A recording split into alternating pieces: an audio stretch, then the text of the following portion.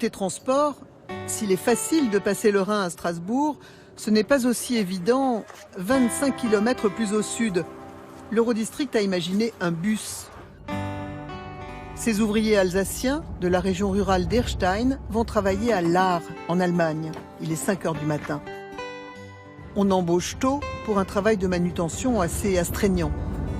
Le bus, c'était le paradis parce qu'en fait, on n'a pas le stress de la route et qu'on peut travailler en dehors de la France, en frontalier, pour déjà gagner plus parce que voilà quoi. Il n'y aurait pas eu de bus, je ne serais peut-être pas allé chez Armando. J'aurais peut-être cherché plus près. Donc c'était aussi un déclencheur. Et après, niveau économie, c'est vrai que moi j'ai calculé, si je devais prendre ma voiture, ça me ferait doubler le prix, quoi. C'est vrai qu'on a quand même une route qui n'est pas toujours facile. Et puis là, c'est vrai qu'on a un super chauffeur, donc il n'y a pas de problème. District.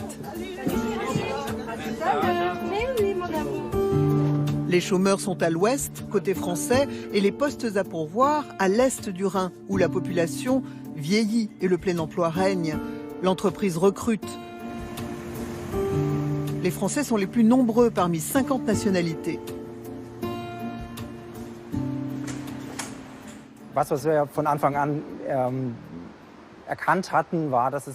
Au départ, on savait qu'avec les Français, on aurait deux problèmes. La langue et la mobilité. Pour la langue, on a organisé de la formation en interne. Et pour le transport, nous avons créé cette ligne de bus expérimentale avec l'Eurodistrict. Les horaires sont calés sur nos prises de service, très tôt le matin et tard le soir, entre Erstein et Lahr.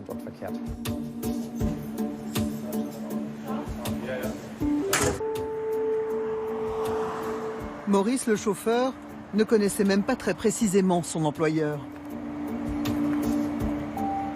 Je ne sais même pas si ça existait, l'Eurodistrict. Et maintenant, bon, ça facilite quand même la vie.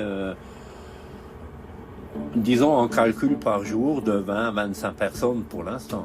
Il faut que les gens y viennent un peu plus pour que cette ligne, elle reste.